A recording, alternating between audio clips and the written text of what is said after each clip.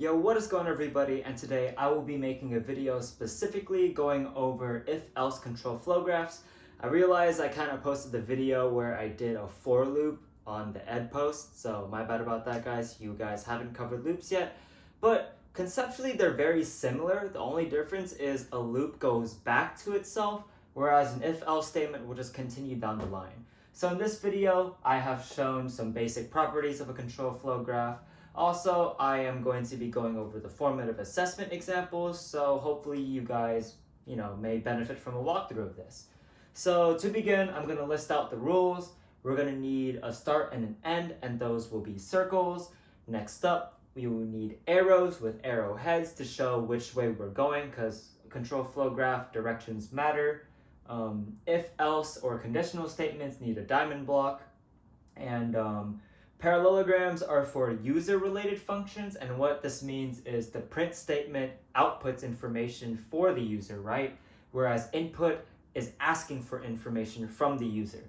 So these are user-related, and rectangles are for simple assignment functions. So an example of this would be using the int function to convert, let's say, a string into an integer, or it could be x plus equals 5. And remember, if you somehow see both an input statement or an integer statement, just know the parallelogram will take precedence. So we will be drawing parallelogram instead of a rectangle. To begin, I'm going to be now going through the formative assessment question. And whenever you are doing this, if you guys want free points, always end with start. Always start with start. So let's do start.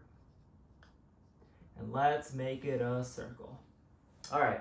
So now that we have our start, we are now ready to begin actually looking at the code. And our first line says temp equals int of an input. And because input is in that line, we will be using a parallelogram. So let's do temp equals int input.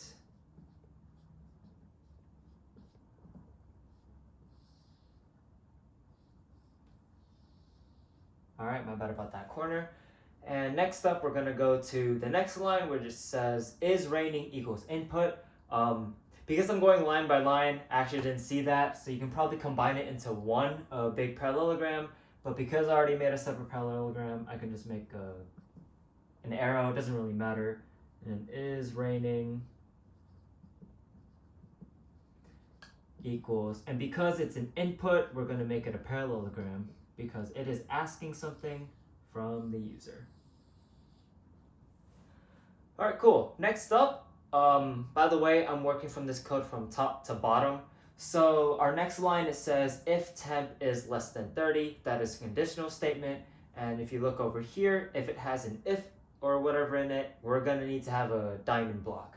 So let's go ahead and make an arrow, and then it's gonna say temp is less than 30.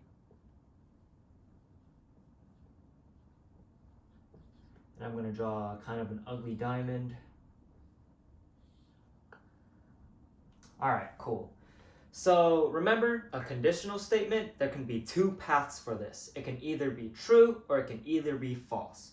So for now, I'm going to draw this line that indicates false and this line that indicates true. I'm not going to do an arrowhead yet because I'm not going to touch this yet, but this is just as a reminder, I need to go back and finish this. So if it's true, it'll execute the line that is indented underneath the if temp is less than 30. And as you can see, our next line, it says print freezing end equals empty line. And what that end equals empty line does is, in print statements, when you do like print high multiple times, the high will be printed out in multiple, in its own line. That end basically doesn't allow it to do that. So if raining is y, it says print and snowing, it'll print it both at the same line. So it'll say like freezing and snowing all in one line. So, but that's if is raining is y. But let's get back to actually drawing this. So it says print freezing and end in a new line. So because we're printing something to the user, we're gonna need to use a parallelogram. So let's go ahead and write out print freezing and equals empty line. Make this all one parallelogram. All right, cool. So we're gonna run into another conditional statement. So we're gonna draw our arrow.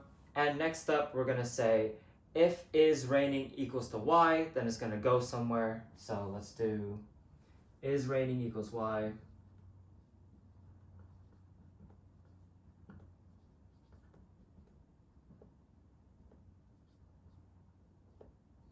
It's gonna be a pretty bad diamond. All right, that's a diamond. Sorry, guys. So this is a diamond, and we're gonna have two paths again. I'm gonna do something very similar to what I did up here. We can either go false, no arrowhead yet because I gotta finish it soon, and we can go true. And if this is true, we're gonna print out and snowing, and because we are printing something, it's gonna be a parallelogram.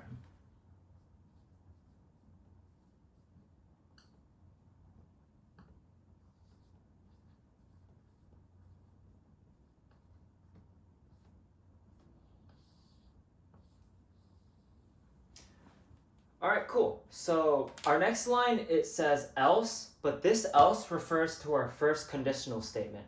So our if else, the indentation really matters. And as you can see, they're kind of parallel to each other. The if statement for temp is less than 30, and our else statement, they're kind of in the same, I guess, like region indentation.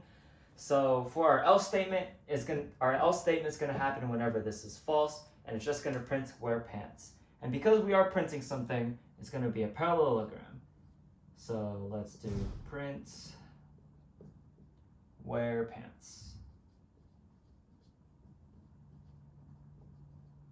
Kind of running out of space here. All right, cool. So what's left is we need to connect this false. We need to connect this because it has to go somewhere. And we need to connect all of these. So what we're missing right now is our end circle. So we're gonna have to write it right here and connect these guys. So the reason why we're gonna connect these two is because eventually they're all gonna end the program anyways. And these are both in the little indentation area of this conditional statement. So let's connect these two. And then they're gonna go right here. And at print wear pants, as you look in the code, there's nothing else to execute, so it's gonna end as well. We can make them connect together right here and do an arrow, and we have ended the program. So let's do a quick recap. We didn't use a rectangle because there wasn't any like simple little, I guess, commands right here. Instead, we mainly had parallelograms because we, printed all over the place. We had diamonds for our conditional statements, and whenever you write a diamond, you should expect a true branch or a false branch. As you can see, we have those right here. The reason why we connected this with everything else is because this is the end of the program. If you look at the code, it says print and snowing, and there's no other line other than that. So it's just gonna end the program if it was it's just done. So we connected with if it was false, because if this is false, it's not gonna print anything else. So it all connects to here. This is the else statement that's at the bottom right here. Wear pants, and yeah, that's control flow graph. Don't forget your circles. Don't forget your arrows. Get your shapes right. And yeah, you guys have any questions? Go ahead and leave comments, email me, or even I guess message me on Discord, and I'll try and answer them. So yeah, sorry about posting this late, and sorry about posting the control flow graph for loops. Hope this was helpful, and yeah, good luck guys. Bye.